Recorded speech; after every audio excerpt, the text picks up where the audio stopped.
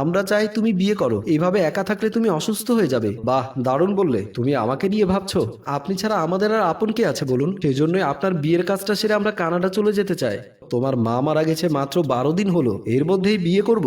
জয়, তুমি তো শিক্ষিত ছেলে, তুমি স্বার্থপরের মতো তোমার বাবার ভালো থাকার কথা ভাবলে, কিন্তু যে মেয়েটার সাথে আমার বিয়ে হবে সেই মেয়েটার কথা ভাবলে না। জয় বলল, অবশ্যই ভেবেছি, তার নামে ভালো অঙ্কের টাকা ব্যাংকে রেখে দেব। মমিন বলল, আমি মরে যাওয়ার পর যেন খেতে পারে, তাই তো? মিতু বলল, আব্বু, আপাও কিন্তু চাইছে আপনি বিয়ে করে ভালো থাকুন, আপনার একজন সঙ্গী হোক, সে আপনার দেখাশোনা করবে। মমিন বলল, ভালো থাকতে বলছো?